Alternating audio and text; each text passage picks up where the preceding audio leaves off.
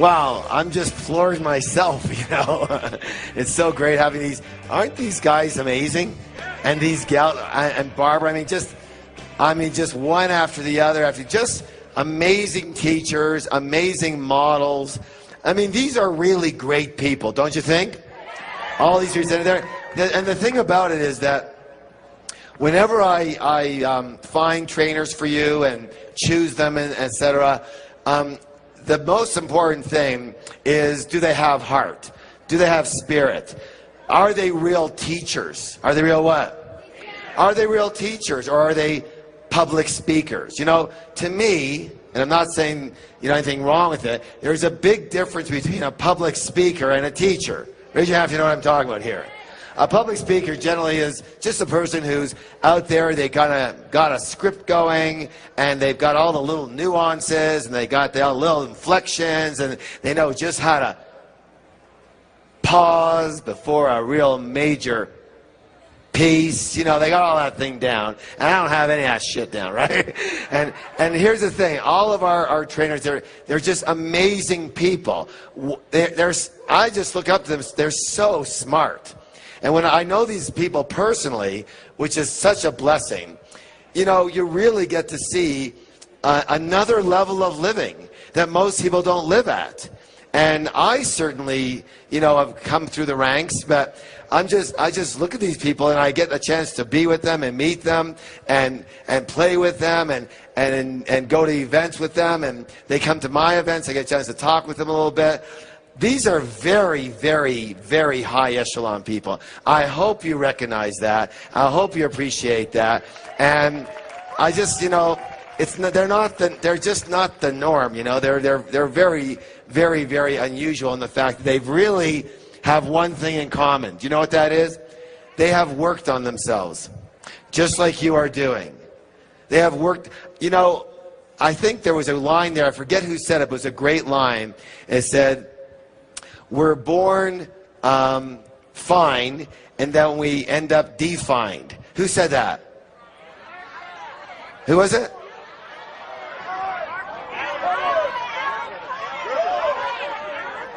Oh, yeah. Okay, so thanks. I heard both names going at once. Is it Alan or is it Cohen? Okay, maybe it's Alan Cohen, right. And what a great line that is, because we all are born miracles. Yes or yes?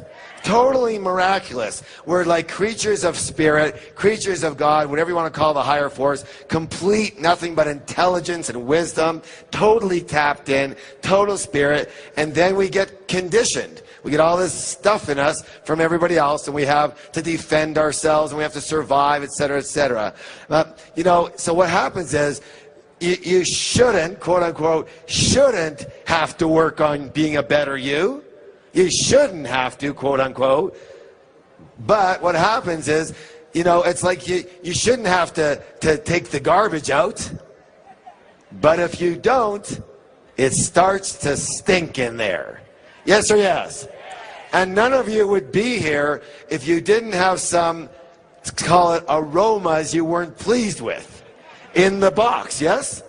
And so we look at those aromas, we go, you know what, I've had enough of this aroma. I don't like the way it smells. And I want something better. So we start working on taking out that trash, yes or yes? And I'm very, very proud of all of you for doing that. You didn't have to be here. You chose. What's the word? You chose to be here.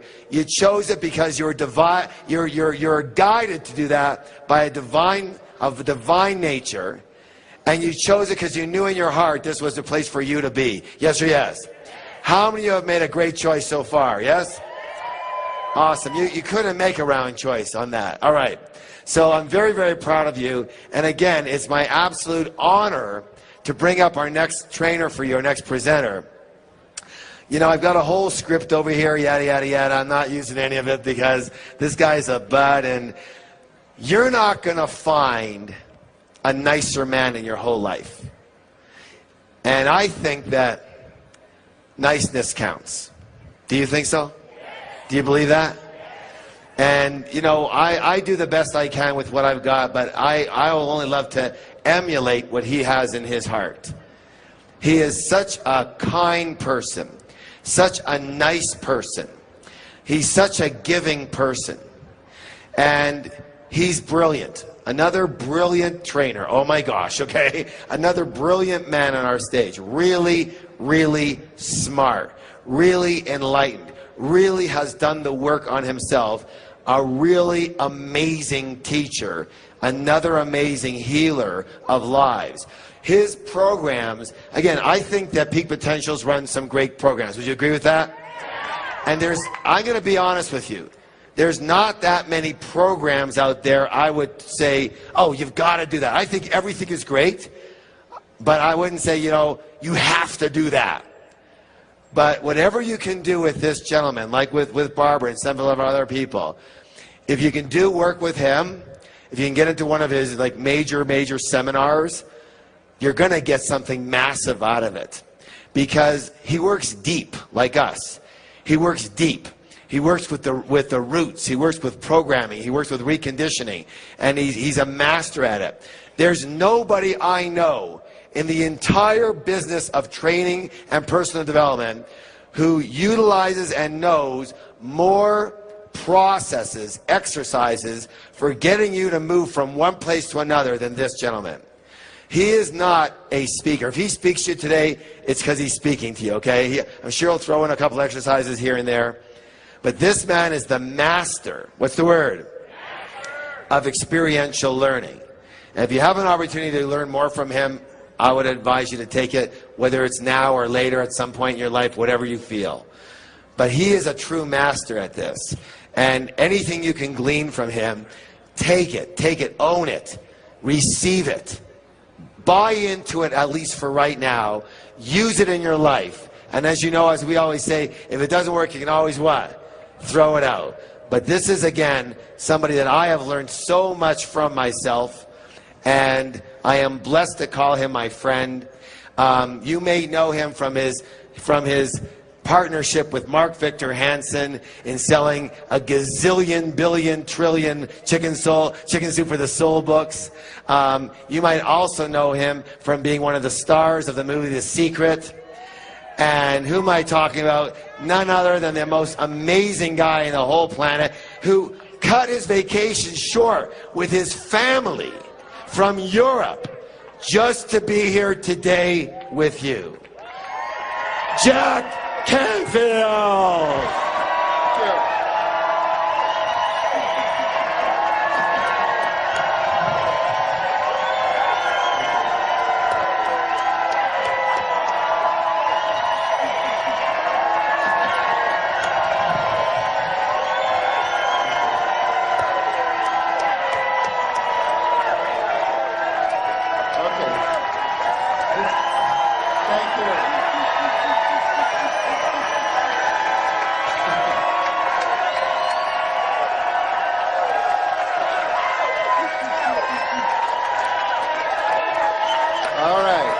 Thank you very much.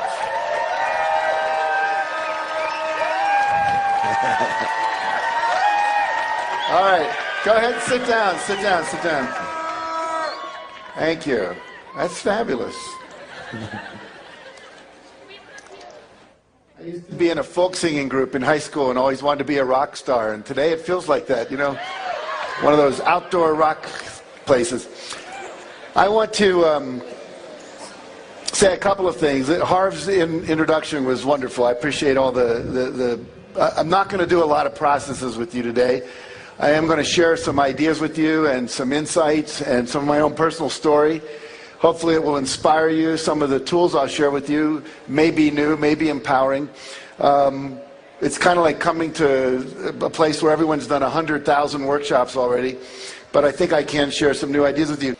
I want to share a chicken soup story with you. There was a story that was sent in by Norman Cousins, and Norman was the editor of Saturday Review magazine, and he coined the term psychoneuroimmunology. Your psyche, your attitude affects your neurosystem, affects your immune system. We know the more positive you are, the more optimistic you are, the higher your attitude is in terms of positive expectation and joy, the less ill you get, and then if you do get ill, you get better quicker. And he sent in this story called The Wee Nurse.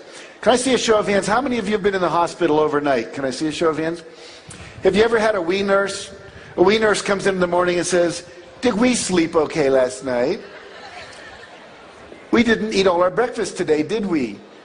And a favorite one that he hated was she'd come in and say, we haven't had our bowel movement yet today, have we? And this we thing irritated him. And one day he decided he wanted to get back at her.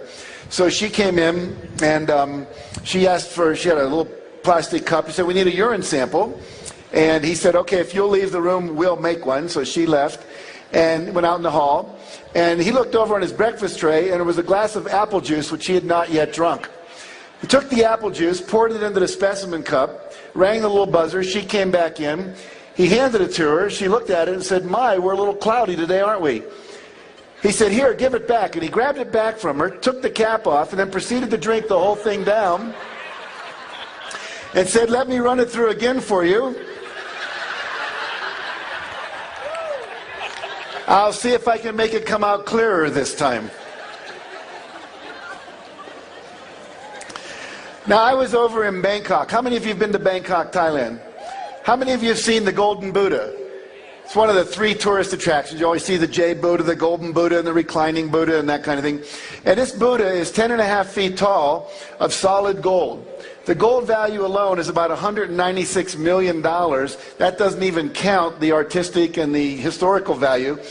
And when my wife was taking that picture, I was over next to I'd say about 5 feet away, there was a big glass case.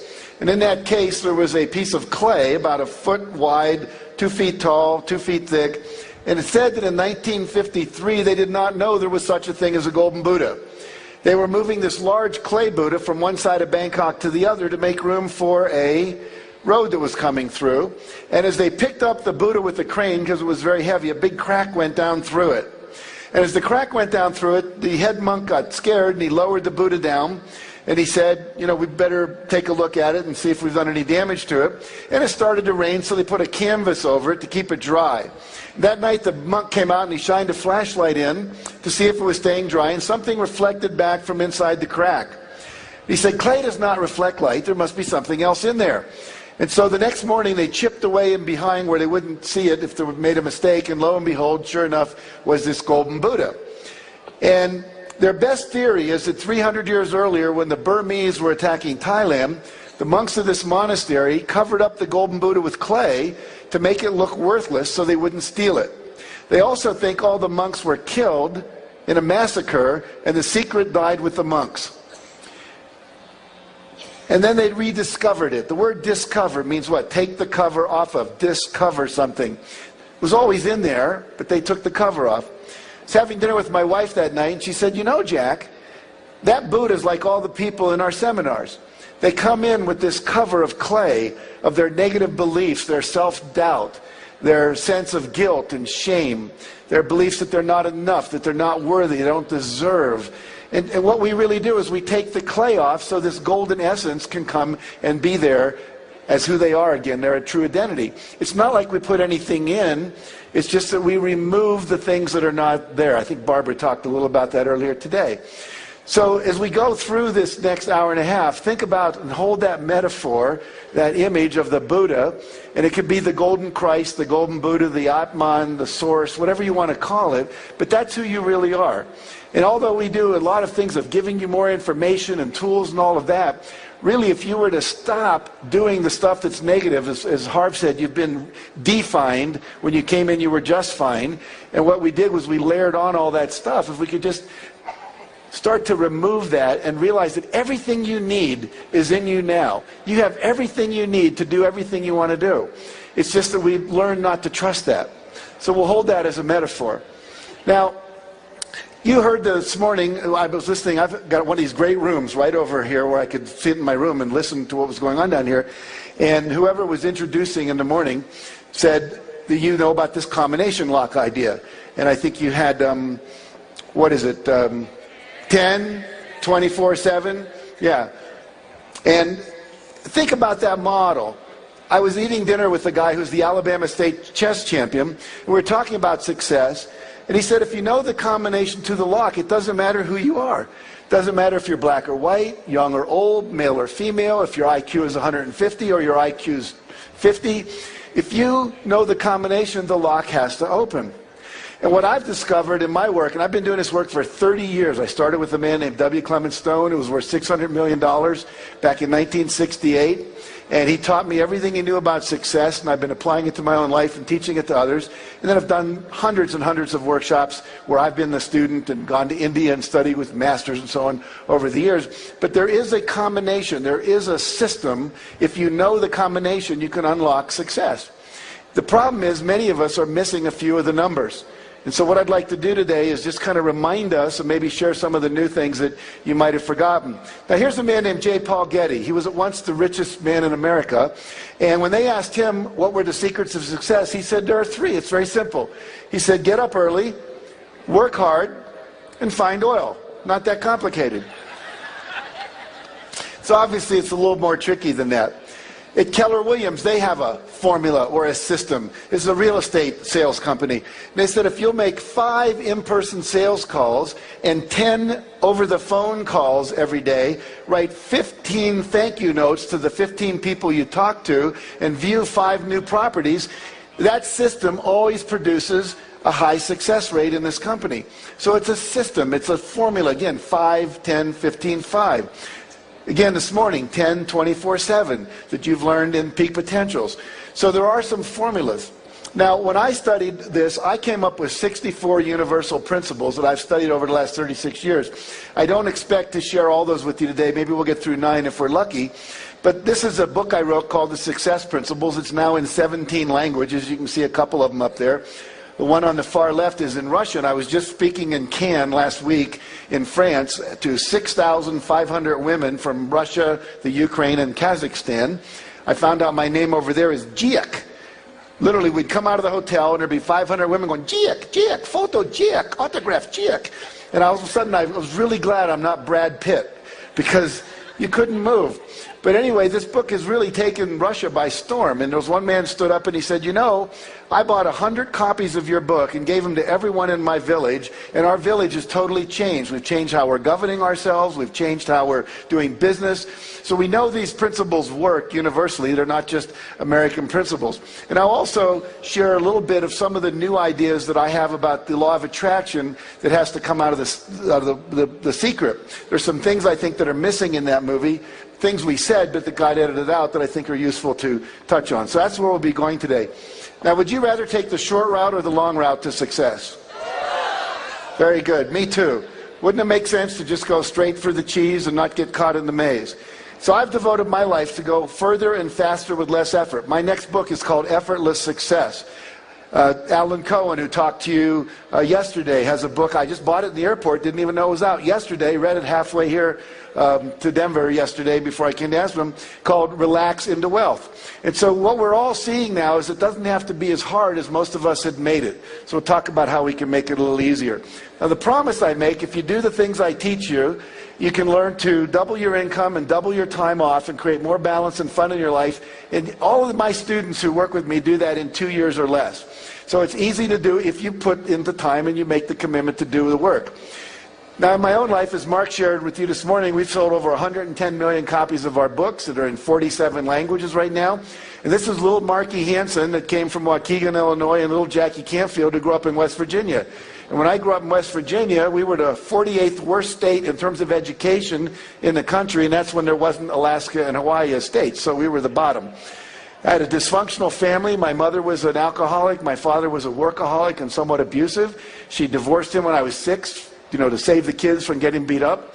And so if I can do it, you can do it. I graduated from the half of the class in my college that made the top half possible. So just want you to understand, it's not about brain power, but it's about how you use your brain to do the work. Okay. Mark and I also have a Guinness Book of World Records. You probably know that. We have 7 books on the New York Times bestseller list on one day. And I share with you not to impress you about me, but to impress upon you if a little kid from West Virginia who got a C in composition in college can go on and become a best-selling author, anybody in this area here can do anything as well. There's a check written to me for $1,130,328.35. Publisher wrote that was the first check he ever wrote for $1 million. He put a smiley face in his signature. Mark and I got 4 of those checks that year. Our combined income each that year was over $6 million. Again, if I can do it, you can do it. Jim Rohn, great motivational speaker, says you can't hire other people to do your push-ups for you. Think about that. I can't hire anyone here to go to Gold's Gym and work out for me. You can't do my meditation for me. You can't do my visualization for me. All the things that I'm going to share with you are things you cannot delegate to others. This is the work. Harv said, there's work to do. You have to work on yourself. When I speak at the National Speakers Association, and people say, I want to be a speaker like you. I want to go out and make all money and affect the world and change people. What advice would you give me? And I said, the first thing is work on yourself. When I first learned about personal growth, I took 38 weekend workshops in 1 year. The only weekends I wasn't taking workshops was when there weren't any. Mother's Day, Thanksgiving, Easter, Christmas, etc. Spent $17,000 out of my $38,000 income taking workshops back when they were like $100 for a weekend. But the point is, it's that level of work on yourself that opens up and takes off the clay and allows your natural genius to come forward. Buckminster Fuller, who Mark Victor Hansen talked about, said there's no such thing as a genius. He said some children are just damaged less. It means there's less clay on the golden Buddha or the golden Christ that lives inside of each of them. Now the first principle, if you're taking notes, this would be a good place to start. And if you're not taking notes, this would also be a good place to start. And that is to take 100% responsibility for your life and your results. Now most of you have heard that before, but I would ask you a question. Have you ever blamed anyone for anything in the last year? We get mad perhaps at the president or the economy or the oil prices, or we blame other people for our not being successful. You literally have to give up all blaming and take 100% responsibility for your life, that you're creating it the way it is. You have to give up complaining. Complaining means I have a reference point for something I prefer that I'm not willing to risk creating. If I was complaining about my wife, it would mean that I have to have a reference point of someone better out there that I would rather be with, that I'm not willing to risk leaving my wife to go be with. Or I'd have to risk working with my wife and sharing with her there were things I didn't like about her that I would want her to change, and that might create a conversation that might be a little bit uncomfortable. But without taking that risk, I can't create what I want. If all the women in the world tomorrow died except for my wife, and I came to work, would I be complaining about my wife? No, I'd be going, hey, there's only one woman, and guess what? I got her. You only complain when there's a possibility of something better.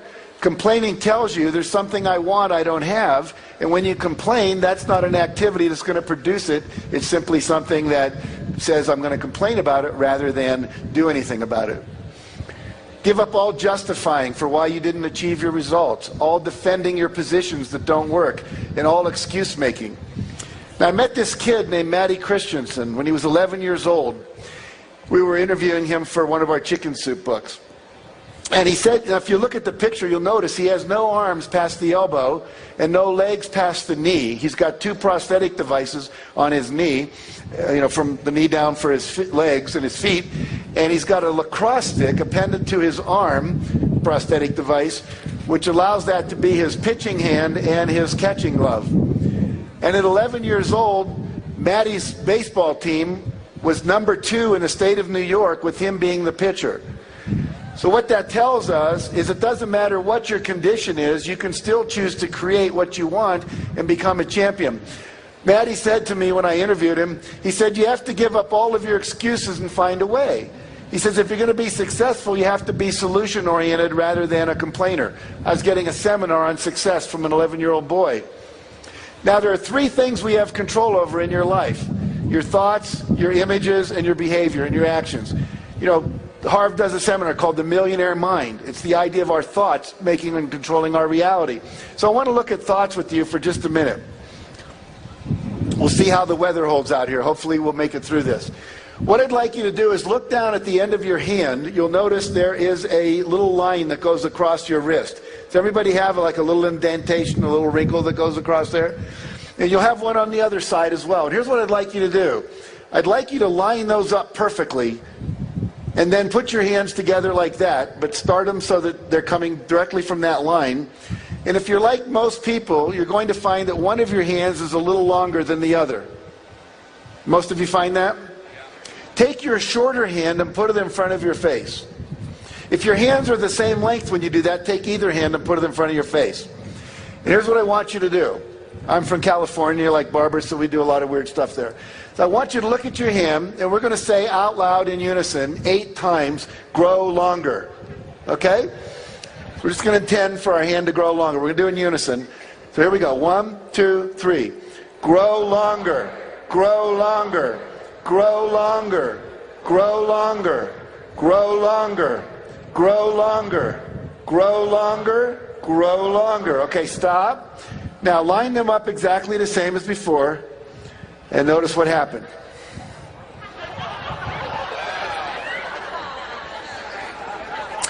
How many of you found that it did get longer?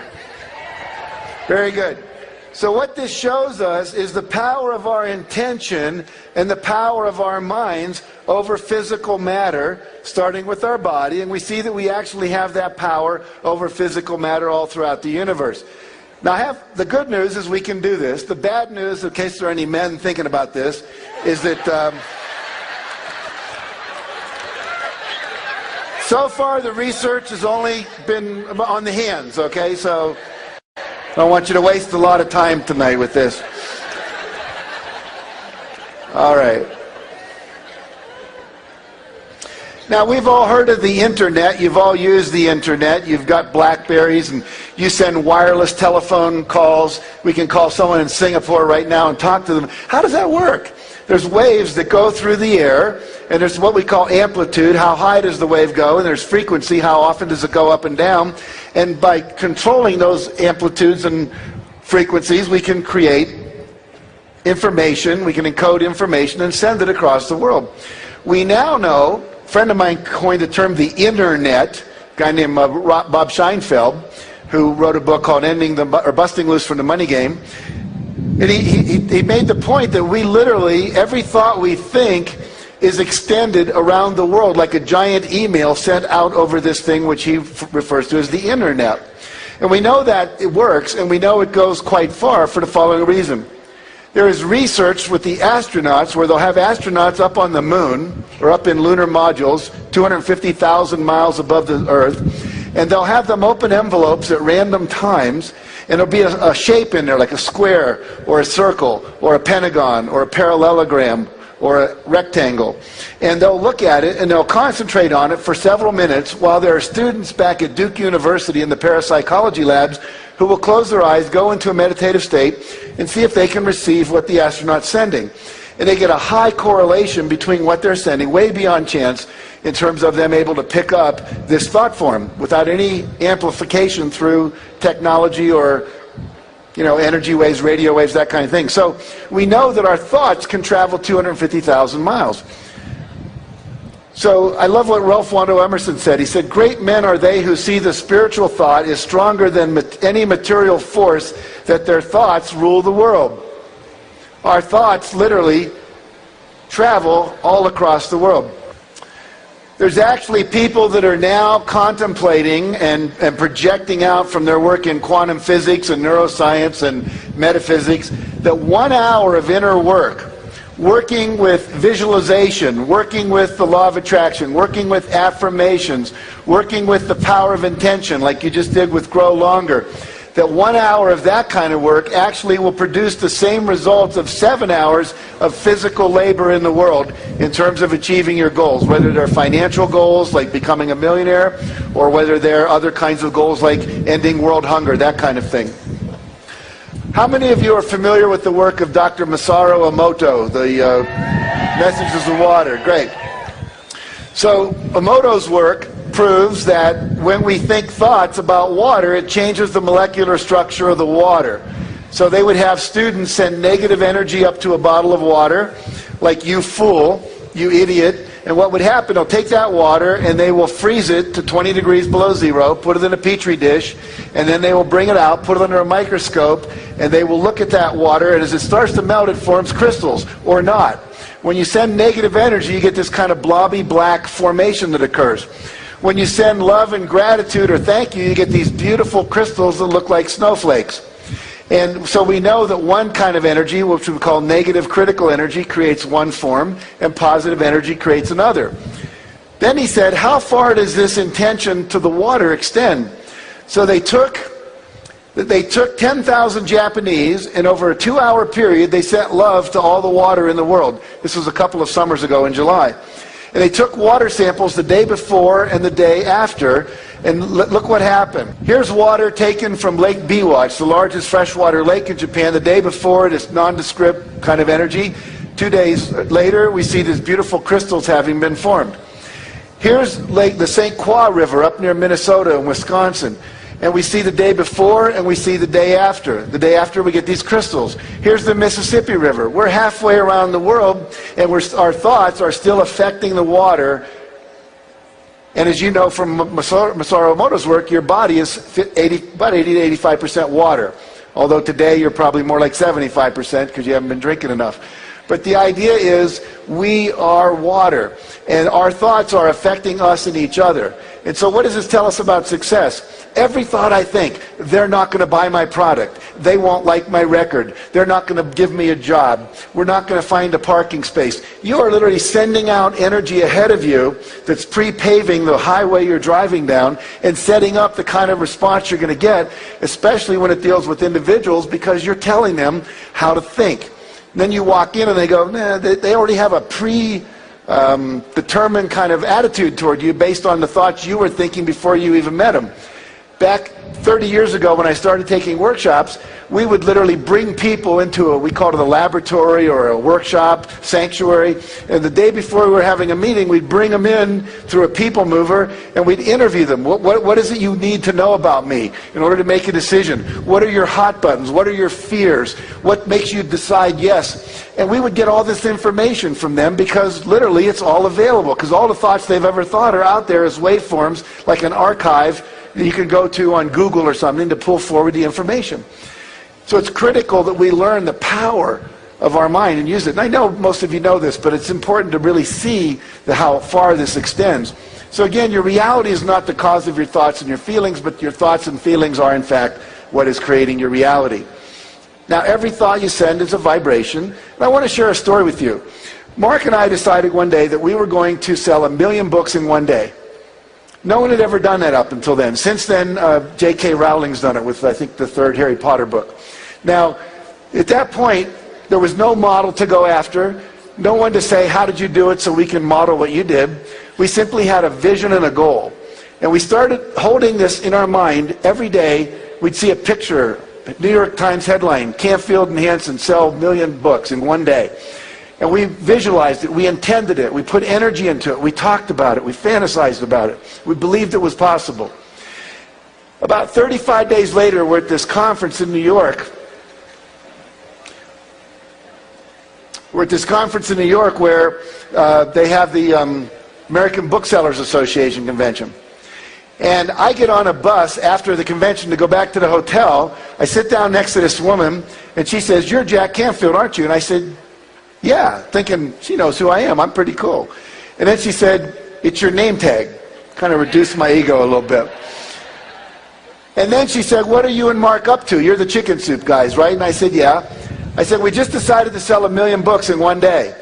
She said, "Really? I can help you do that." As fast as I said it, she said, "I can help you do that." And I said, "Really, how?" She said, "I'm the buyer for the W.H. Smith bookstores."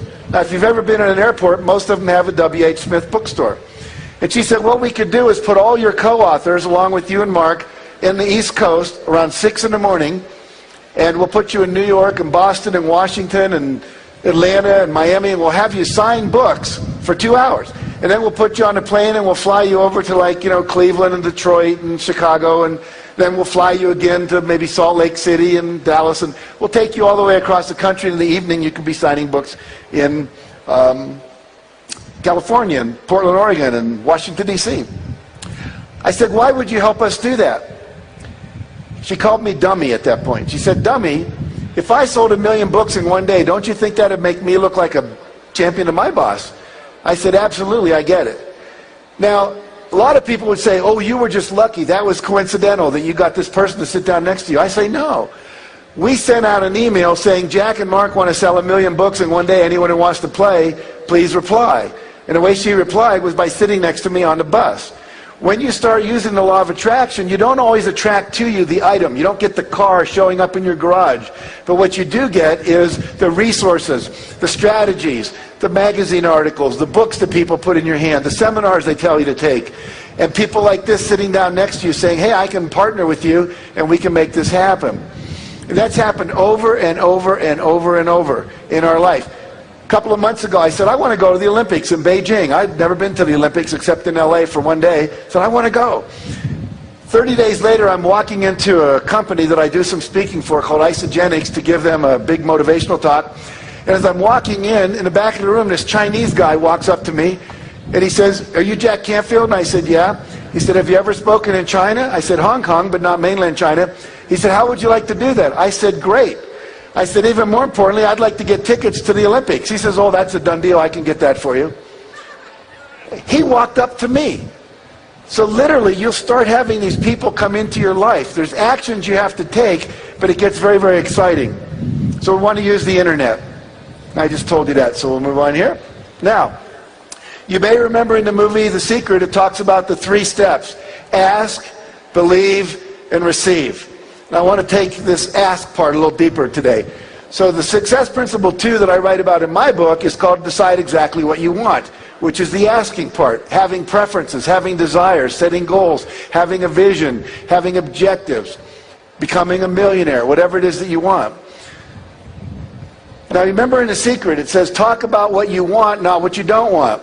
I was interviewing a woman, a counseling client, and she said, I want you to teach me how to use the law of attraction to get the perfect guy in my life. I said, great. Describe your perfect guy. She said, oh no, I know exactly what I want. Just teach me how to use the law of attraction. I said, I will, but I want to make sure you've got this right. She said, okay. I want a guy that doesn't smoke, that doesn't screw around, that doesn't watch TV all weekend, that's not a sports maniac and never spends time in an... And she gave me 11 things she didn't want. It doesn't work. You have to focus on the positive, not the negative. Now here's a guy named Lou Holtz. Lou Holtz was the coach of the Notre Dame football team. Several national championships, many bowl game championships, and so forth. His recent book is called Wins, Losses, and Lessons. Now I wrote a book, or edited a book, a year ago called You've Got to Read This Book. And I interviewed 55 people, along with Gay Hendricks, about the book that had changed their life. Was there one book that changed your life? And he said, yes, there was a book that changed my life. It was called The Magic of Thinking Big by David Schwartz. I see a few people are clapping. You've read the book. Exactly. Now, in that book, David Schwartz says you should make a list of all the things you want to achieve before you die. And he recommends a list of 100 things. I know Mark mentioned that this morning. So Lou Holtz had just lost his job. He was an assistant football coach, lost his job, and he was home, and his wife had to go back to work as a radiologist to make enough money to feed them. And one day she came home and she said, I was in the supermarket and they had this book for sale called The Magic of Thinking Big. Why don't you read it? So he read it. He wrote out 107 goals that he wanted to achieve. And when his wife came home at night, he was real excited, and he showed it to her. He said, honey, look, 107 things that I want to achieve in my life. Thank you for this book. It's got me real excited. Why don't you read my list? So she read the list. Then she said, at the end of the list, she said, Lou, you need to add one more goal to the list. He said, what's that? She said, find a job. Find a job, Lou. We need to have a job. Now he had 108 goals. Lou's now in his 70s, and when I was interviewing him, he said, I've achieved 102 of those 108 goals. And those goals included winning a national football championship, eating dinner at the White House with the sitting president, meeting the Pope, going to the Vatican, appearing on the Johnny Carson late night show. All major goals. Landing a plane on an aircraft carrier was another one he had. Now, what he said was the goals give you direction. They give you a sense of movement in your life.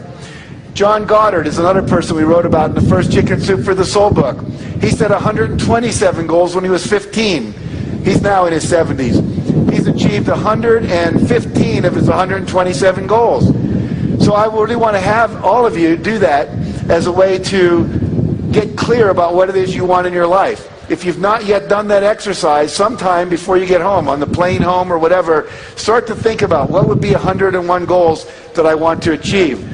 When I was interviewing General Wesley Clark, he said it doesn't take any more effort or any more time to dream a big dream than it does to dream a small dream.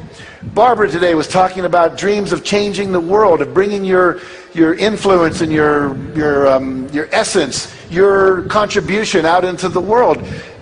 Big dreams. Mark talks about ending hunger and biofuel, and today we're doing the Live Earth, and we're talking about creating a sustainable planet that's ecologically feasible, that has social justice for all, and that has economic sustainability for everybody. Those are huge goals. Let your goals be as big as you want, but don't make them bigger than you want, because you don't have to. In other words, trust what you want to do. Walt Disney said, if you can dream it, you can do it. You're not allowed to have a dream that you don't have the capacity to create, either through your own efforts or the efforts of gathering a team together. How many of you have a GPS system in your car? How many of you know what a GPS system is? Yeah, it's simple. You get in my car, I have a Lexus, I get in there and I punch in an address. I can punch in an address in Colorado and it will provide a map for me all the way from where I live in Santa Barbara to Colorado. I don't have to know the way. And the same is true for you. Once you set a goal, the how will show up. Too many of us are concerned. We won't set the big goal because we don't see how we can do it. We don't want to look like an idiot. We don't want to commit to something and be foolish and be disappointed one more time. You do not have to know how. You only have to know what it is you want. And if you're clear about that, then the how will show up. I love this metaphor. I know Harv used it in his seminars and I use it in mine too. It's that if you drive in the dark, and I put this into The Secret, you may remember, if you're driving in the dark, you only see the next 100 yards ahead of you. That's all you need to see. When Mark and I decided we wanted to write a book of stories, we didn't even know how to get an agent. We didn't know how to get a publisher. But later, we're about halfway through the book, we met an agent at a party. And we said, how do you get a book published? He said, I'll be your agent. Then we went to New York, and 24, 33 publishers, whatever it was, turned us down. And then we went, the agent gave us the book back and said, I can't sell it, you have to sell it. So we went to the Booksellers Association convention, because someone said if you go there, every publisher, there were 4,000 publishers there, they all have booths, most of them have their acquisition editors. So we went and did that. Finally, Health Communications decided to publish it. Now we didn't know how do you market it. So we asked 11 people, including Barbara DeAngelis, John Gray, who'll be speaking here. We asked Stephen Covey. We asked Ken Blanchard, who wrote the 1 Minute Manager. We asked Harold Bloomfield, who wrote the TM book on Transcendental Meditation. All had best-selling books. And they said, do this, do this, do this, do this, do this. We did 5 things a day that they told us for 14 months. We did not hit a bestseller list for 14 months. But once we hit that list, as Mark said this morning, we were #1 on that list in the New York Times list for 3 years. And then when we brought out the second book, we didn't even think about that. Oh, second book. And then a third one and a fourth one. Now 125 books, something like that in print. And then some people came and said, hey, we'd like to license your brand. For what? Dog food. I said, are you kidding me? We're going to retire on dog food. Chicken soup for the pet lover's soul, cat food and dog food. So you never see the whole thing. But if you just start, I promise you the how will show up all along the way. People will give you books. They'll say to go to seminars. You'll meet the right people at the right time. The other thing I want to talk about for just a minute, because this is, I think, a little bit of a different twist on the law of attraction as I've been talking to people, is we always talk about attracting into our life what we want. Attracting in the $1 million or the perfect spouse or the perfect home. But I want you to think about this as well. Everything that you find yourself attracted to is part of the universal guidance system telling you this is the way you're supposed to be moving. This is where your destiny lies. Barbara talked today about the idea that she gave up the TV thing. And that people were offering her TV shows, and she said, no, it doesn't feel right. It doesn't feel good. I don't get excited. I don't get turned on. There's no juice for me. And so you look at, you're attracted to certain people. Trust that. You're attracted to certain teachers, to certain seminars, to own certain kinds of things. I remember I was going to a workshop with my wife. It was a conference of humanistic psychologists.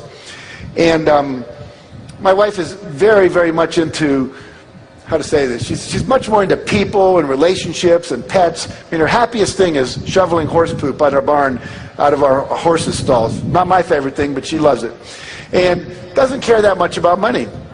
And so I said, I'm going off to this money seminar. The guy was saying you can triple your income in a year. I said, I want to learn how to do that. And she kind of got mad at me. She was judging me. I thought you were above that. Come on, you know, everything. And so I go and I sit down next to this woman in a seminar, and it's about 10 minutes before it starts, and she says, what do you do? And I told her, asked her what she did. She's a veterinarian. And I said, really? What do you specialize in? Anything? She said, yeah, cat leukemia. I said, that's interesting. My cat has leukemia. My veterinarian told me it's not curable. She says, no, we've actually come up with a cure. I said, really?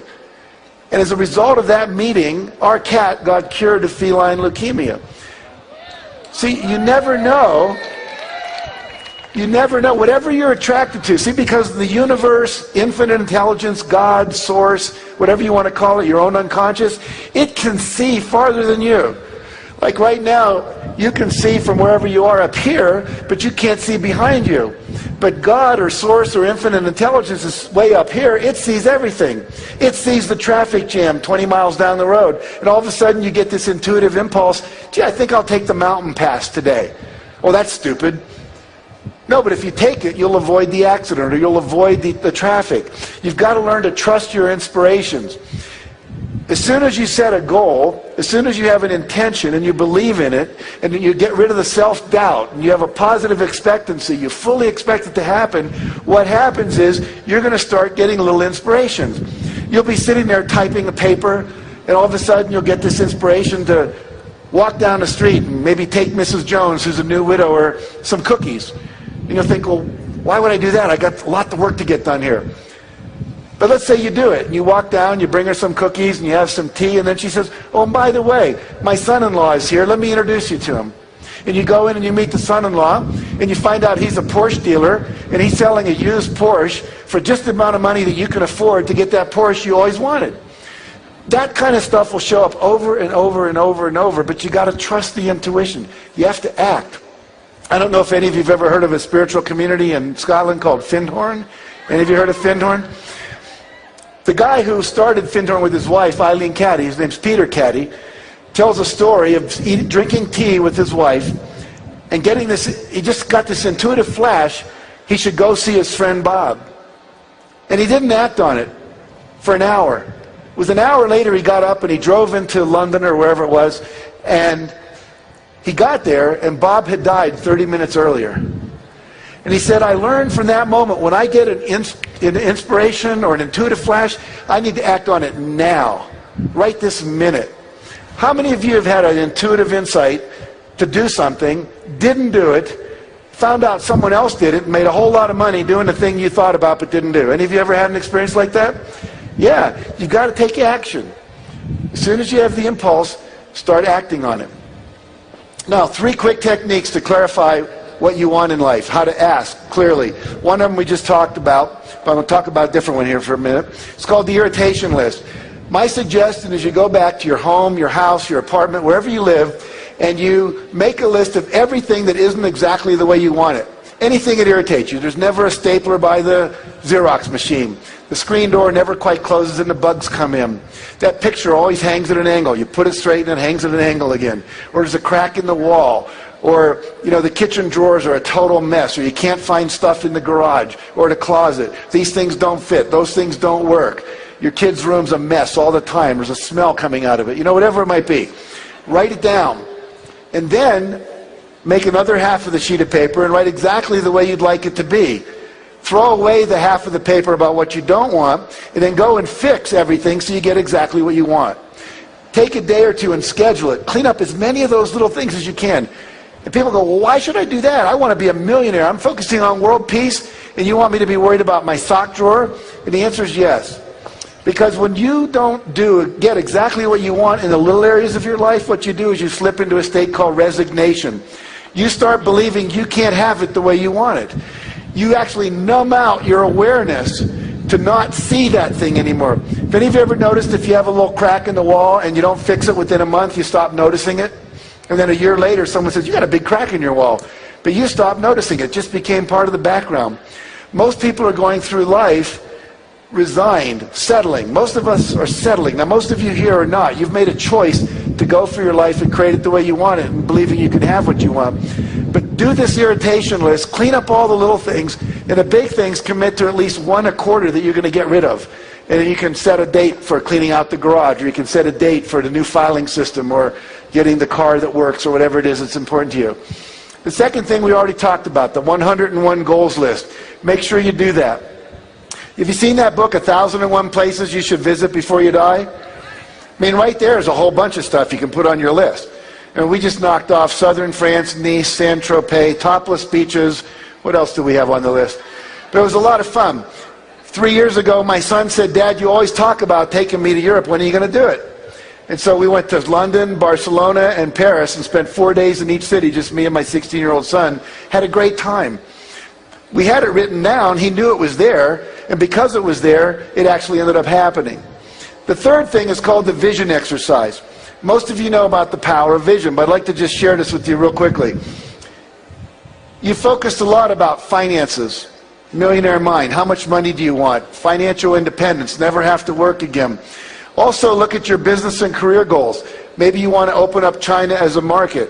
Maybe you want to be the salesman of the year in your company. Maybe you want to have a whole different career path that you want to go toward. Maybe you'd like to win an award or be elected president of your professional association. What's your vision for your ideal business and career life? Most people have that stuff down. But how many of you have goals for how much fun you're going to have this year? What kind of fun you're going to have this year that's measurable and specific in your vision of your life for the next year or the next 2 years or the next 5 years? You need to have your fun time goals. My wife and I, at the beginning of every year, schedule all of our vacations. We take about 10 long weekends, 4-day weekends. This year we're taking 5 week-long vacations. We just finished one in the south of France. In August we're doing a week in La Jolla with my family. We just came back from Africa in March where we spent a week, and so on and so forth. Schedule the time, because otherwise it never happens. Maybe you want to take salsa dancing lessons. Maybe you'd like to take an improvisational theater class. Maybe you'd like to do stand-up comedy. All kinds of wonderful things you can do, but you've got to schedule them into your life. Health and fitness goals. Do you know what your cholesterol level is? Have you got a goal for that? Do you have a goal for maybe competing in a marathon or a biathlon or a triathlon? Or maybe 1 year in my health and fitness goals was to get rid of my toenail fungus. Any of you ever have that yellow toenail fungus? And most people just settle for it. Oh, it's old guy's toe disease. Nothing you can do about it. Well, if you take olive leaf extract long enough, you can get rid of it. And that became my goal, one of my goals for the year. So health and fitness goals. Relationships goals. How many of you have written goals for the next year about what you want to accomplish in the area of relationships? Just curious. See a show of hands. Not too many. 1 year mine was create 5 new male friends. We just moved to Santa Barbara. And what happens for most men is if you have kids, you move to a new town. Your wife goes and takes the kids to school. Your kids form friends. Your wife gets to know the parents of your kids' friends, and that becomes your social network. And I didn't like any of the husbands of my wife's new friends. It just didn't interest me.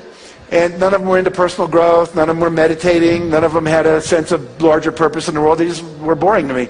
And so I made a goal to have 5 really close friends by the end of the year. So it wasn't just casual. It was a deliberate intention. And as a result of that, a strategy came up when I was meditating a couple weeks later. And every 2 weeks, I invited someone to have lunch with me. Started with the guy who was a wrestling coach at UCSB. And then turned out, who knew, the police chief of our town's a really cool guy. Someone mentioned that. I had lunch with him. Really ended up becoming very close friends. And so on and so forth. So now I have guys I play poker with, people we play bowls, which is a fun game, like bocce ball kind of thing. I have other people that I meditate with, and we do personal growth things together, and so forth and so on. But it was a specific goal for the year in terms of relationships. And then the area of personal. Personal would be personal growth, emotional growth, things you want to do that grow you. It could be learning to play the piano. It could be learning French. We heard Art Linkletter speaking, I think, like 9 languages. So what are your goals in the personal area? And then finally have a vision for your life in terms of contribution and legacy. I want to share a story about this part. There's a man named Kenneth Baring who used to be a co-owner of the Seattle Seahawks. He was worth about $500 million at the time. I don't know what his net worth is now. It's probably increased. And he said his life went through 4 stages. The first stage was called stuff. He said, I wasn't happy, and I figured if I had a lot of stuff, I'd be happy. So he got a lot of money, made a lot of money, bought a lot of stuff. He had a private plane, a private yacht. He had the big house. He had the fancy cars. He had everything he wanted. Art collections, great wine from around the world. And he said, I still wasn't happy. So I figured maybe I needed better stuff. So he said, the next stage of my life, I just bought a bigger plane, a bigger yacht, a better house, better wine, more expensive this. I still wasn't happy. And he said, well, maybe I was collecting the wrong stuff. And so I created the phase of my life called different stuff. And that's when he said, I bought the Seattle Seahawks. He said, maybe if I own a professional football team, that'd make me happy. He said, I still wasn't happy. And then he got a call from a friend who said, I'm going to go over to Bosnia, and we're going to take a plane full of wheelchairs, and all these kids that have either been born malformed or have lost their legs to landmines, we're going to give them wheelchairs, because wheelchairs give them mobility and freedom. And so he got in the plane with his friend, and they flew over to Bosnia, and he got off, and they were putting all these kids in wheelchairs. He said, I picked up this first kid. He was about 11 years old, didn't weigh much. He was real thin. And I put him in a wheelchair. And I went to turn away to get another wheelchair, and the kid wouldn't let go of me. I turned back around. I looked down, and there was tears coming down his face. He said, please don't go yet. And through an interpreter, he said, I just want to look at your face so I can memorize it. So when we meet again in heaven, I'll be able to thank you one more time.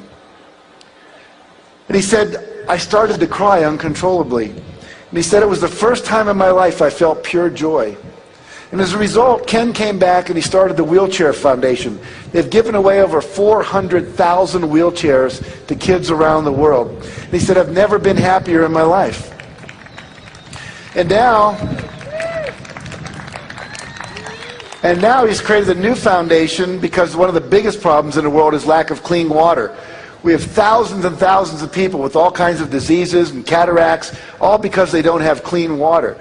And so he started a new foundation. He said, I've never been happier in my life, and he calls this last stage of his life purpose. And he actually wrote a book called A Life of Purpose. The point being, and several people have said this, the real joy comes from giving.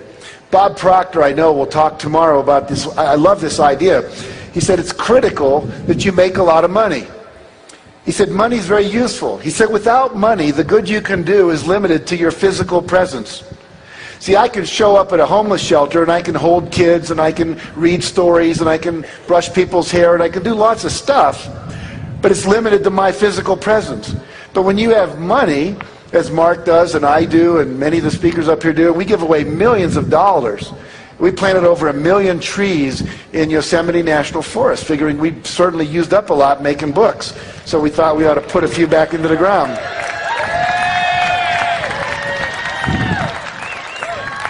It's actually cool to go there and see all these little trees growing up and go, that's our trees. It's really neat. But the point being that you want to have influence for good. You know, Mark talks about creating enlightened millionaires that give away at least $1 million. And if you create 1 million millionaires that give away $1 million, you're talking about $1 trillion in philanthropy in the world. That's not so hard to do. It's really not that big a game to play when you really think about how simple it is. All right, so we've got these 7 vision categories. What I'd like to do with you for just a moment is I'd like you to close your eyes and trust that your stuff won't blow away in the wind here. And I'm going to mention each of these categories. I'm going to be silent for 30 seconds. And what I'd like you to do is just let come up from you, from the internal natural child, from your inner self, your high self, the part of you that knows what you really want, to come up with, what do I really want in that arena of my life? And I would say, think in terms of the next 2 years. So 2 years from now, what would you like to say you've accomplished financially or career-wise or so forth? So just a little bit of going inside, so you're not listening to me and just being a speech, we'll kind of just take it inside a little deeply. So take a deep breath, close your eyes.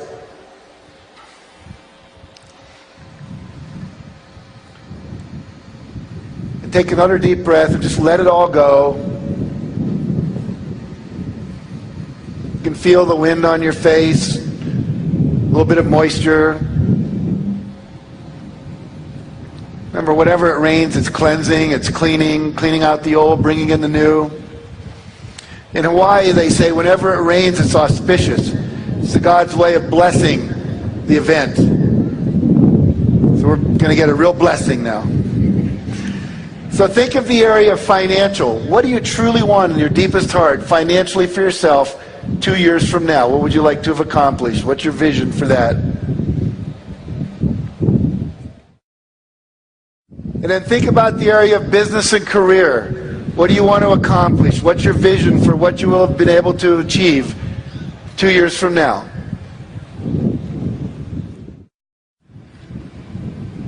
And then focus on the area of fun and recreation.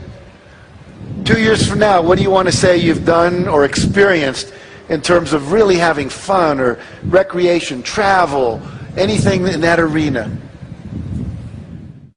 And then think about the area of health and fitness. What do you want to have accomplished in that area of your life? Maybe it's weight loss. Maybe it's more vitality, more flexibility. Maybe a better diet that you're now eating. Then think about the area of relationships. What do you want to have accomplished in the area of relationships? Then think about the area of personal. What do you want to have accomplished just because you want to do it in terms of personal growth or development, spiritual development, education? And then finally, the area of contribution. Where do you want to volunteer? Where do you want your money to go? What do you want to be different in the world because of your efforts? Very good. Then go ahead when you're ready. Open your eyes. Come on back. And when you have a moment, perhaps not now because it's a little challenging, but make sure you write that down. Get it down on paper. Share it with your partner. Put it up on the refrigerator. Look at it every day. What I do is I have 3 goals in every one of those arenas. So I have 21 goals every year. And then I make a 8.5 by 11 sheet with a picture. I either get it from Google Images or I pull them out of magazines. I put them under a page protector and I write a little affirmation over it with a specific measurable goal. Then each day I go through that and I look at it and I visualize it and I feel the feelings I would feel if I already had it. And every year I achieve at least 18 of those 21 goals, and within 2 years, the ones I didn't get, the 3 that I didn't get, I have achieved. I could go back over my life. Everything I've ever wanted has come true. Everything. Now, still working on bigger goals like transforming education, world peace, ending hunger, but those are all moving along quite nicely in terms of the measurements that we're doing in the world of those things. Now, the next step, obviously, and we won't do that here either, but you've got to set measurable goals. How much by when? Want to be wealthier? How much? Be specific. So I'd like to double my income because I will earn $350,000 by midnight, December 31st, 2008 at 5 p.m. Specific. I'd like to become a millionaire. I will have a net worth of $1 million by midnight, December 31st, 2009 at 5 p.m. I'd like to lose weight and get fit. Might be I will weigh 190 pounds, complete a 10K run by December 30th, 2007. I want to look at the law of attraction with you just a little bit. We know the law of attraction works like gravity, which is always. I just got asked the other day, we were filming a PBS special. It's going to be a pledge drive special. I was in Boston doing that yesterday. And one of the questions that got asked from the audience was, well, what about Darfur? And what about Katrina? And what about 9/11?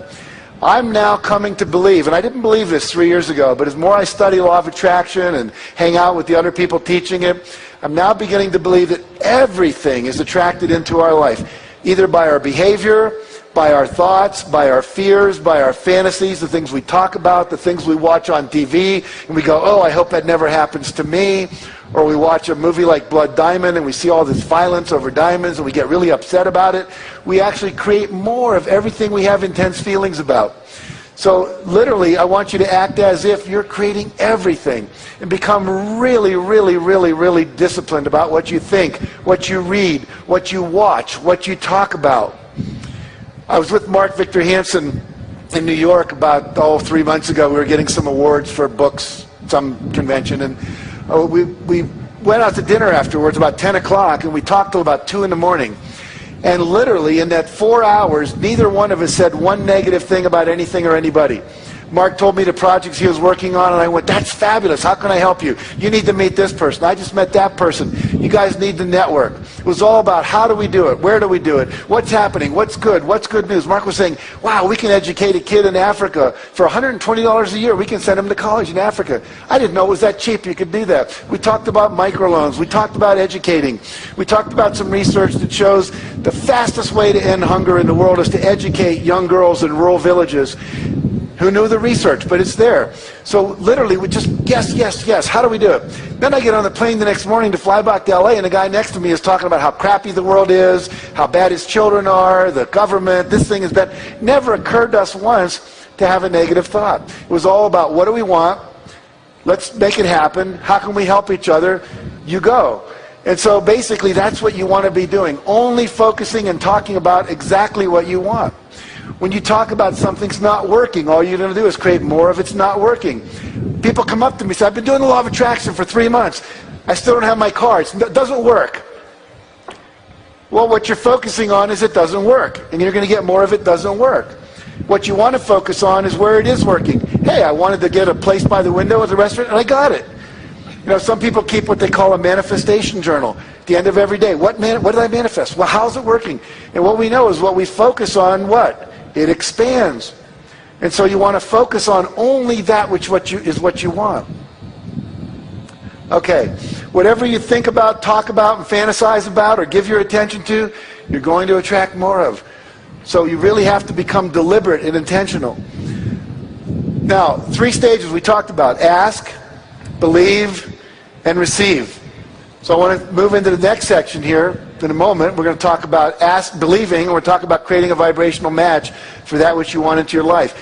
You must always be feeling good. Anytime you're feeling good, you attract more into your life to feel good about. When you're feeling bad, when you're upset, when you're pissed off, when you're resentful, when you're scared, when you're in doubt, you're actually pushing away all the things that are waiting to come into your life. Most of what you want is kind of sitting out there in the parking lot waiting to come in, but when you're talking about negativity and you're criticizing other people, it's pushing it away. And the faster you can get over that, the faster you'll manifest stuff into your life. So the more we can be in gratitude and abundance. Let's talk about gratitude for a minute. When you watched the movie The Secret, you saw about the gratitude rock that Lee Brower uses in his life. John D. Martini never gets out of bed until he has a tear of gratitude. Sometimes he says, I'm in there for an hour, just focusing on what I'm grateful for, but until that tear comes out of my eye, I do not get out of bed. And John is a millionaire, probably 100 times over. Started out as a dyslexic kid. He was basically dying when this person took him under his wing and gave him an affirmation, which was something like to the effect of, I am a wise person and everyone I touch is benefited by my wisdom. And now, John has read every book ever written by any Nobel laureate in any field in the last 10 years. And he's a genius at what he does. Whereas before they said, you got to drop out of school, you're ADD, and at 14 he dropped out of school.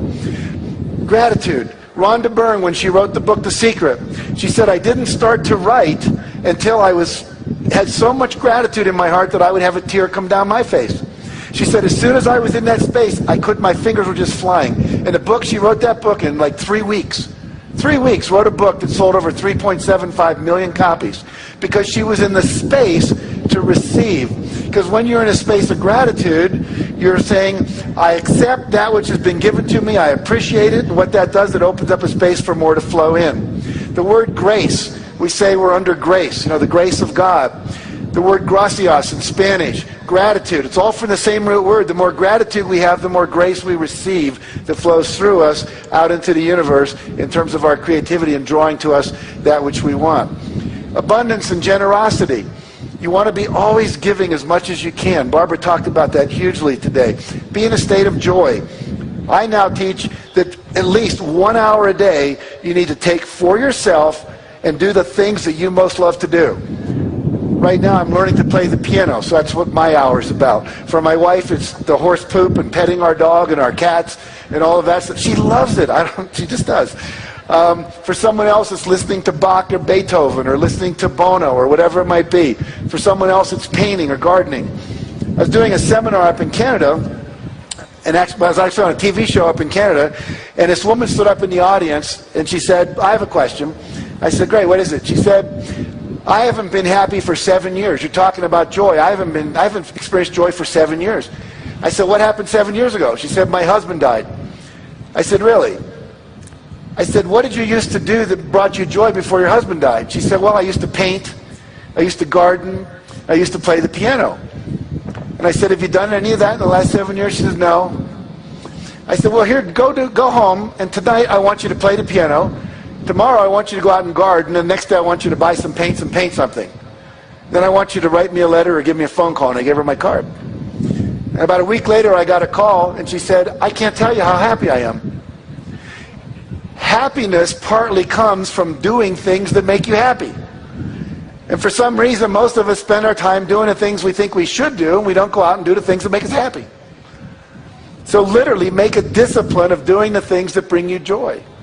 It's like having a joy diet. And basically, if you can get into joy all the time, like Mother Teresa was, or the Dalai Lama is, or Mark Victor Hansen is 90% of the time, and I am 90% of the time, then things just start flowing into your life at a magical rate.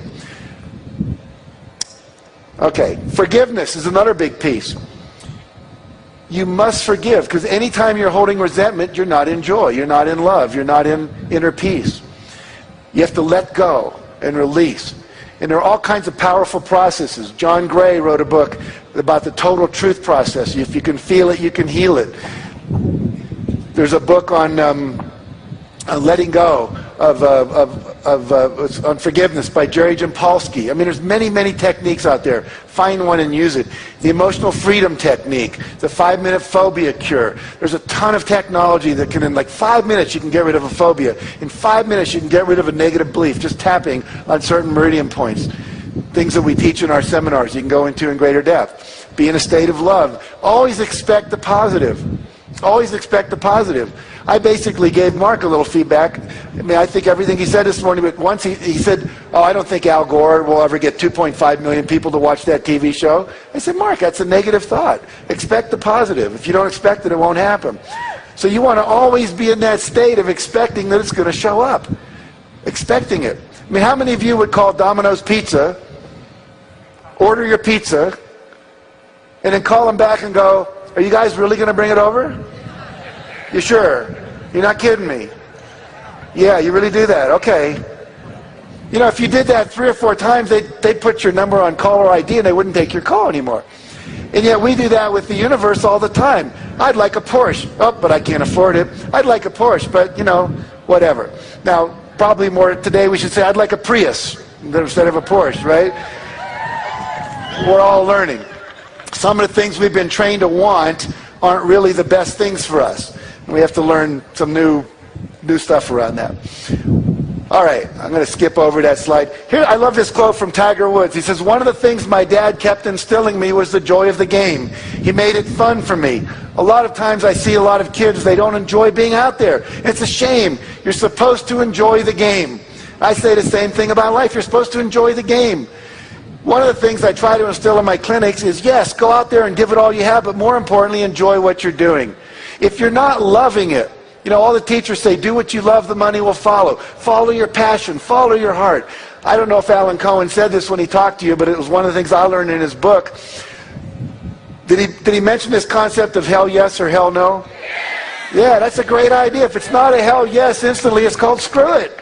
If you got to be going like, well, maybe, maybe not, let me do it, I'll make a list, these are the pros, these are the cons. If you didn't get an instant, yeah.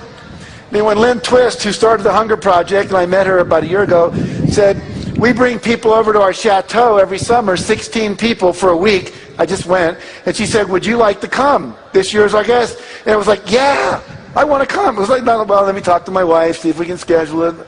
As soon as you're doing that, it's like, it's not good. So you got to be following the excitement, following the juice. Mother Teresa once, she said, once I asked my counselor for advice about my vocation. I asked, how can I know if God is calling me and for what is he calling me? He answered, you'll know by your happiness. If you're happy, this will be the proof of your vocation. I think it was Thomas Edison said, when your vocation becomes your vacation, then the rest of your life is a blessing. So you want to be doing the thing that you would do, that you get paid for, doing the thing you love to do. In my seminars, I'll have people make a list 20 things you love to do. When I first did that exercise, I wrote, I love to hang out with really cool people. I love to hang out with intellectuals who are thinking cutting-edge thoughts. I love to open my mail. I love to listen to music. Anyway, I went down my list. Then the seminar leader said, think of 5 ways you could make money doing that. I thought, how can I make money hanging out with really cool people? Well, one of the things I just did 2 years ago, I created something called the Transformational Leadership Council. We have 100 members of people like John Gray, who will be speaking to you tomorrow, and Gay Hendricks, who wrote all the books on relationships. And we get together twice a year for 4 days. And as a result of that, we have now co-ventured all kinds of cool things that have basically doubled my income in the last 2 years. And I'm hanging out with cool people. I'm making money doing the things I thought used to be what you got to do when you weren't working. So you want to keep following that passion. Now, law of attraction says believe. You got to believe it's possible. Trust your internal guidance system. We've talked about that. I want to share with you a story about a guy named Cliff Young. Cliff Young was 61 years old when he showed up at the beginning of a long-distance race in Australia. The race was 875 kilometers. That's about 650 miles. He was wearing overalls. He was wearing construction boots. All the other guys were 25 or 30. They're all in their Adidas, Nike, Puma, Asics running gear. He looks like an old farmer. He actually had galoshes on over his boots, he says, in case of rain. They said, have you ever run a long-distance race before? He said, no. I said, well, why do you think you can do this? Have you ever run a marathon? I mean, this is like 6.5 days. He said, no, but I'm a farmer, and I have to chase my sheep around, and sometimes I have trouble, and I have to chase them for 2 or 3 days, and I don't seem to get tired. I think I can do it. He said, why don't you start with a shorter race? He said, well, this was the only days that were free on my schedule when it was a race scheduled. I said, okay. So all the racers, the gun goes off, and they all take off, and they're really running fast, and Cliff's running like this. They called it the Cliff Young Shuffle. Now, Cliff had an advantage nobody knew about. Cliff had never talked to a coach. He'd never talked to an elite distance runner. He'd never read Runner's World magazine. He never read a book on long distance running. He didn't know that when you do a long distance race, you run for 18 hours, sleep for 6. Run for 18, sleep for 6. Run for 18, sleep for 6. So he was running so slow, when he got up to the part where everyone was gone to bed, they were all asleep. No one told him to stop and go to bed. So he just kept running on by. He ran non-stop for 5.5 days and broke the record by 12 hours.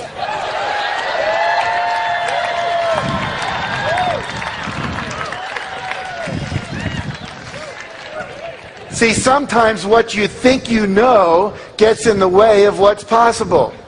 If you believe you can do something, you can figure it out.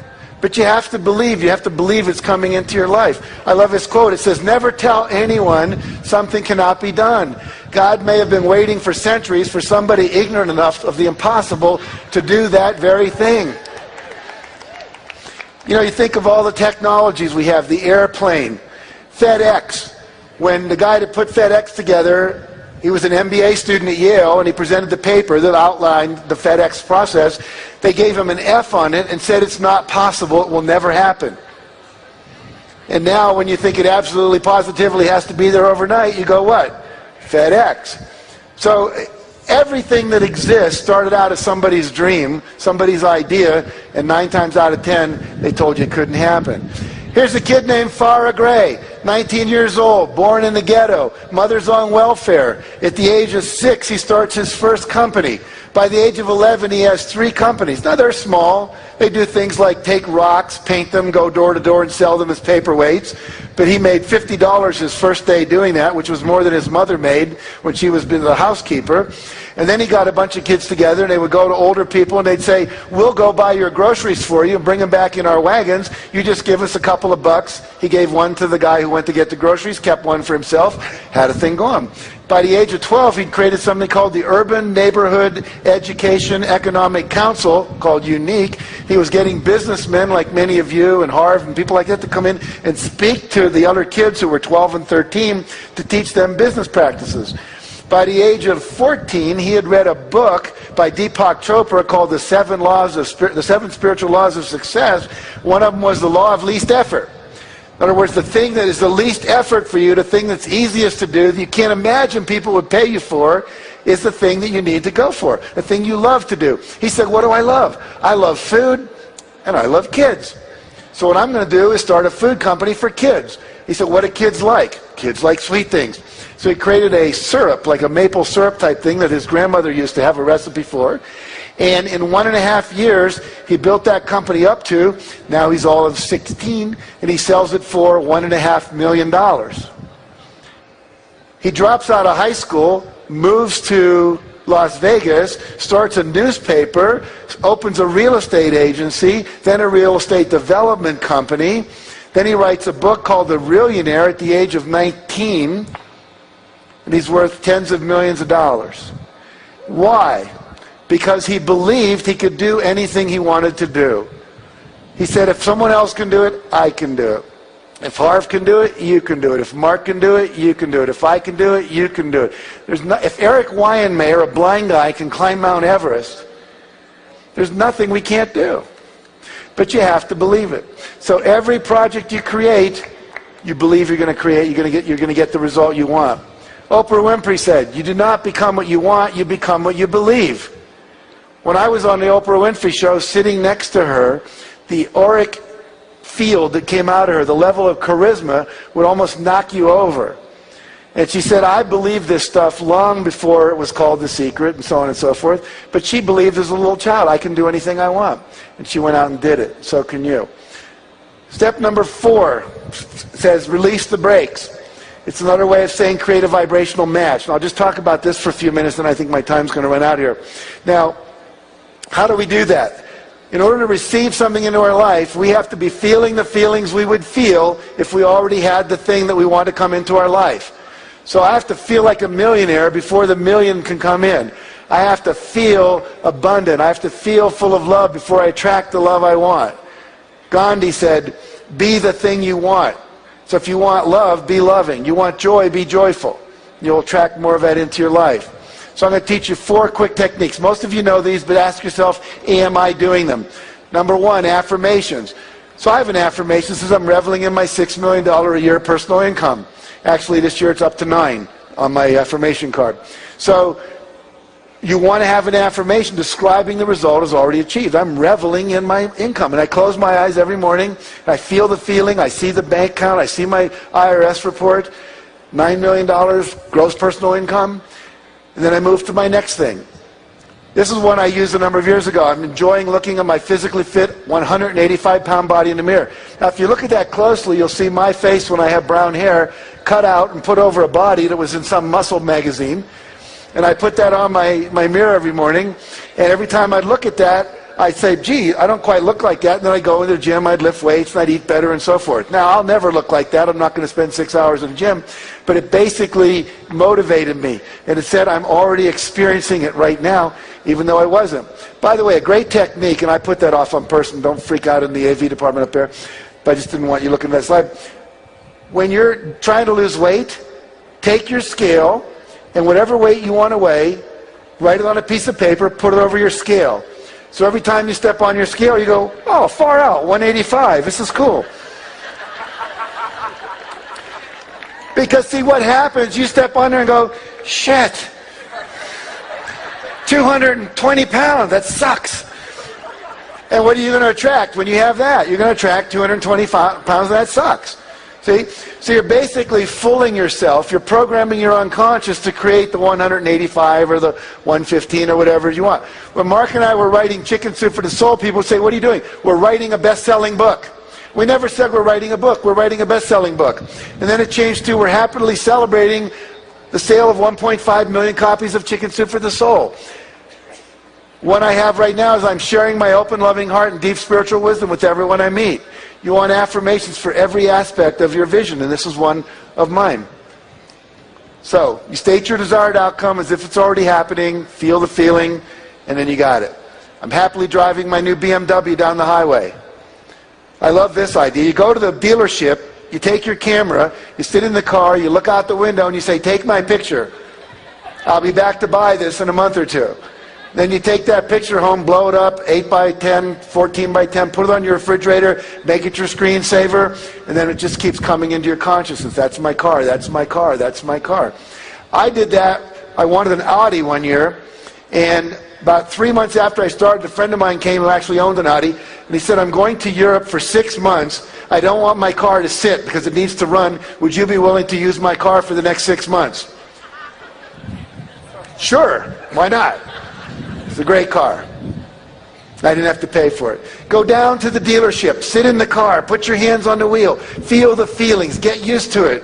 If you want to stay in world-class hotels like the Four Seasons, go to the Four Seasons. If you can't afford a room there, just sit in the lobby and have a drink.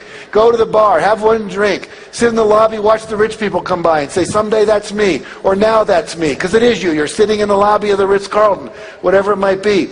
Get used to the feeling.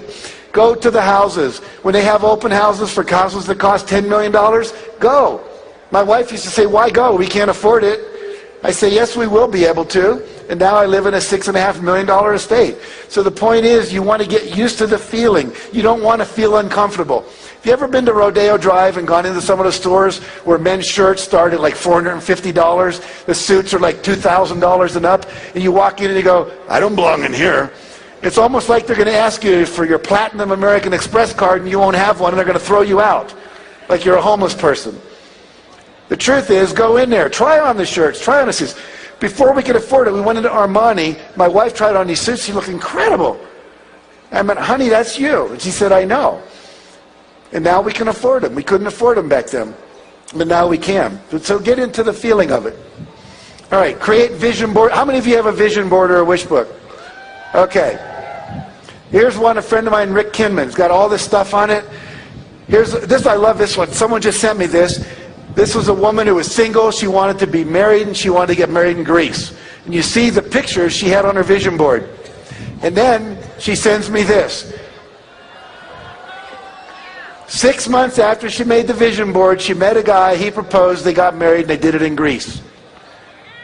Came out of the blue. Mark wrote a book called Out of the Blue. It will come out of the blue. Here's some of the things on my vision board.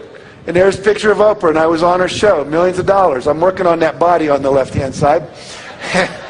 And more flexibility, getting more sleep. I want to go to the Taj Mahal in India and do some more meditation. Picture of my wife and I enjoyed, my mortgage paid in full, and so forth and so on. And then I ran across this really cool thing on YouTube. You might want to write this down. There's a guy named Malcolm Cohan, C-O-H-A-N. And he has a thing called Think It's So. You just go to YouTube and type in Think It's So. And what he's done now, he's created a proprietary software package where you can take your pictures from Google and all these places, and you put them into this package, and then what it does, it becomes a screensaver that pops up on your screen and works like a PowerPoint presentation that just keeps rotating by. So Think It's So, Malcolm Cohan, C-O-H-A-N. He's an Australian. And once I learned that, what I did, these are just some of the pictures that are in my screensaver now. This one says, I'm feeling exhilarated talking to audiences of 5,000 people or more. I've talked to audiences of 5,000 people or more 10 times in the last 3 months, including 17,500 screaming women at Arbonne. Amazing. A lot of fun.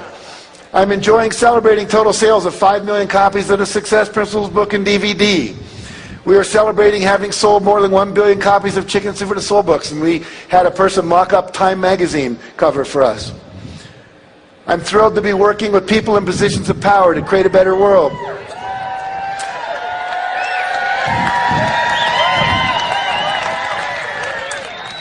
Turns out the woman who was the correspondence secretary for George Bush had submitted 5 chicken soup stories. We didn't know.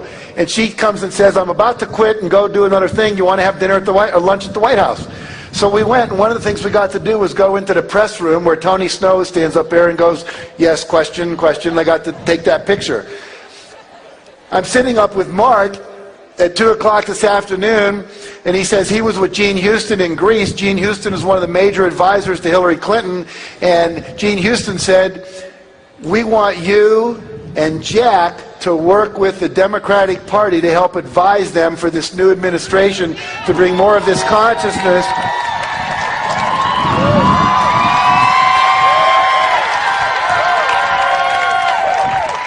So that was in my dream board, my vision board, my screensaver. I put that in 3 months ago, and now we're getting an invitation to play.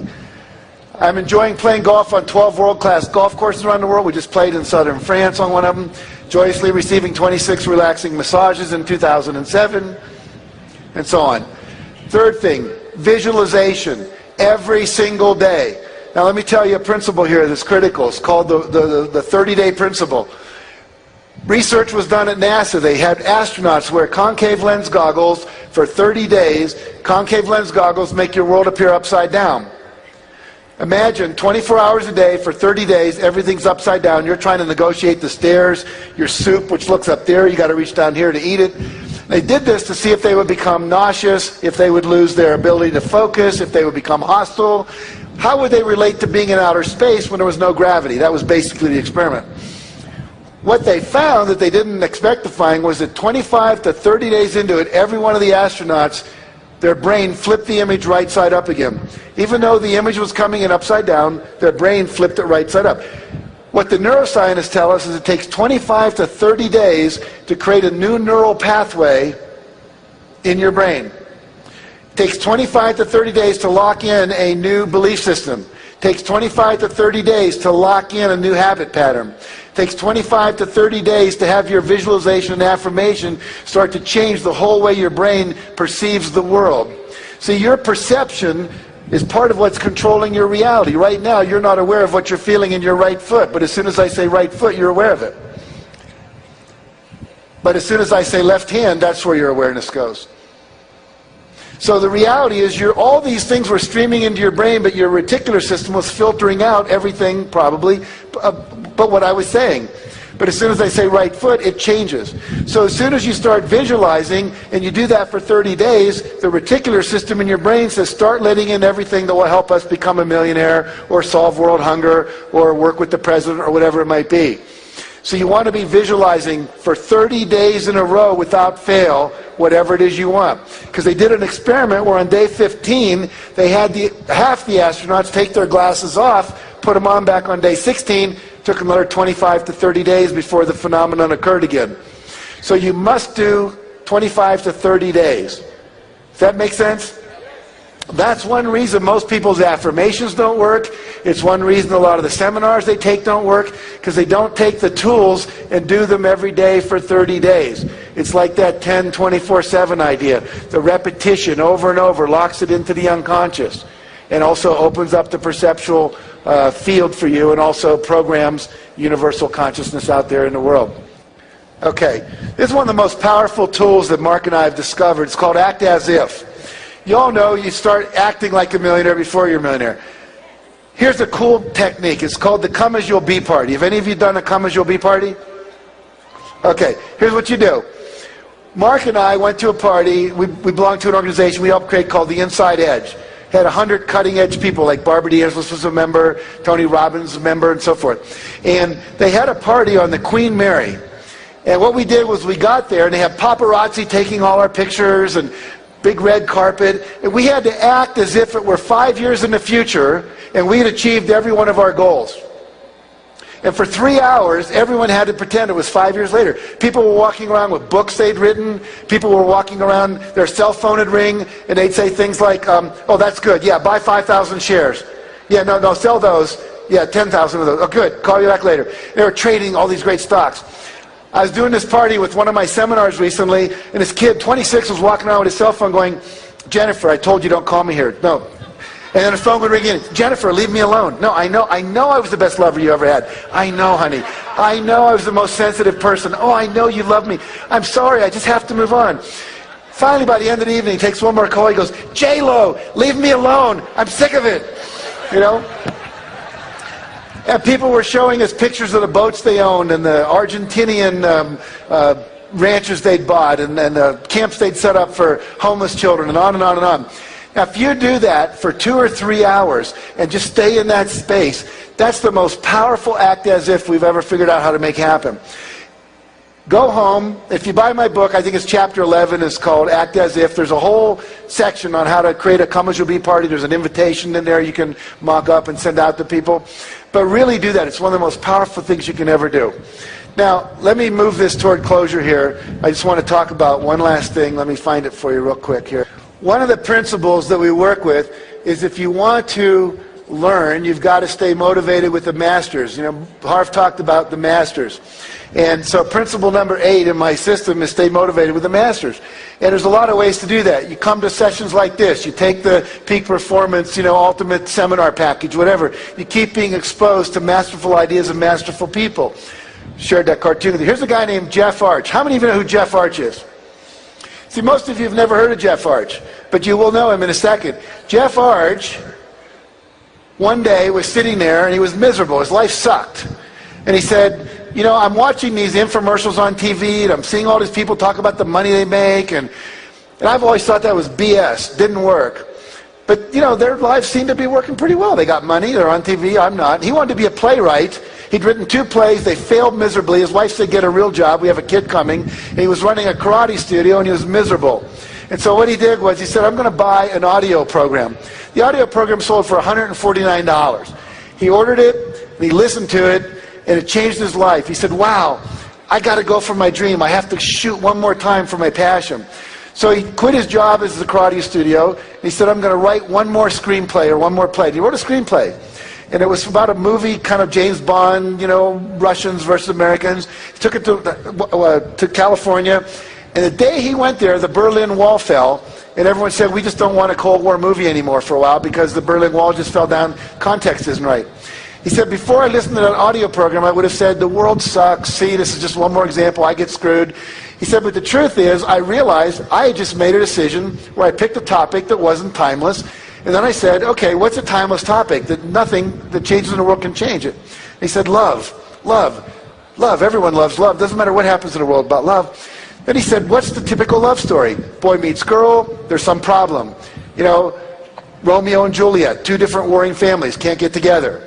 West Side Story, 2 different gangs, can't get together. Look who's coming to dinner, black guy, white woman. And we can go down a list. There's always this thing, you got to get through it. Finally, they get together, end of story, everyone's happy. He said, what if I do something totally different? What if they don't meet until the last scene of the movie? That's never been done. So he wrote a little screenplay called Sleepless in Seattle. And that screenplay earned him $500,000. And now every screenplay he writes is worth $1 million. Because he's now a Class A, top tier screenwriter in LA. And what happened was one audio program that changed his life forever. $149 investment turned into $500,000. So success principle number 9 is you got to learn more to earn more. Rhonda Byrne, who did The Secret, her life was miserable. Her daughter came to her and gave her a book. It was called The Science of Getting Rich by Wallace Wattles. How many of you have read that book? You'll hear Bob Proctor talk about that tremendously tomorrow. It's the book that changed his life.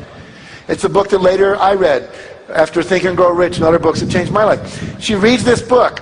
She gets so excited about it. She says, why doesn't everyone know this? She goes out and she bought 300 books over the course of about 4 months. She read 300 books on law of attraction, science of success. Her investment was probably close to $1,000. Maybe more, a couple thousand, $3,000.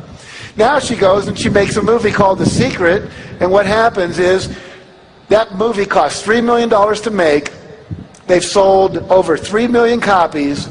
They've made $90 million based on her willingness to become a student, to learn more, and as a result of that, a producer who was, okay in Australia, now has a home about a block from Oprah, is working on a second movie, is working with Harpo Productions to create a reality show on The Secret, because she was willing to invest in her growth.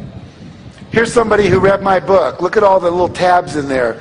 They've studied it more than I did. It's amazing. We've talked about a couple of principles of success. It's just the tip of the iceberg. So, final story. Woman calls her minister. Says, Reverend Jim, I just came back from the hospital and they've diagnosed me with terminal cancer. I wonder if you could come over this afternoon. He says, sure, of course, Hattie, I'll come over. Goes over to her house. He tries to comfort her. She says, don't comfort me. I'm fine. I don't understand healing. I just want to plan my funeral. Would you help me plan my funeral? And he says, of course, I'll help you plan your funeral. She says, I want to be buried in this dress. I want this hymn sung. I want these kind of flowers. I want a memory card that you give to all the people that came. I want my picture on it. This is my favorite poem. I'd like that on it. And she went on all the things she wanted. And then she said, I want to be buried with my family Bible in my left hand and a fork in my right hand. He says, well, I understand the Bible, and Hattie, you're a very religious person, but why the fork? He says, whenever we have a church social, and they're coming by to collect the plates after we've had a dinner down in the basement of the church, whenever there's going to be a really great dessert, something like apple pie or cherry pie or peach cobbler or chocolate cake, they always say, keep your fork.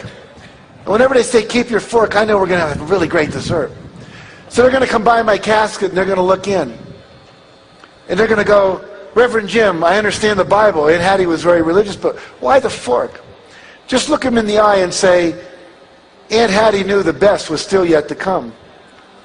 And so for all of you, if you take these principles that you're learning here from all the different teachers, not just mine, but all of them, this whole 3 days becomes like a total gestalt. Everything I would have said that I didn't, someone else is going to say. You're going to get the full package. But if you'll go back and put them into practice, and if you take the things I have, and if they're attracted to you, or you're attracted to them, put them into practice. Do the work. Because there is some time to put in. And if it feels good and it's fun, continue to do it. If it's not, don't. If you put the work in, you keep your consciousness clear, and you think the thoughts, you create a vibrational match, I promise you, for each and every one of you, the best is still yet to come. Thank you. Have a great life. It's been a pleasure and an honor to speak to you. Thank you very much.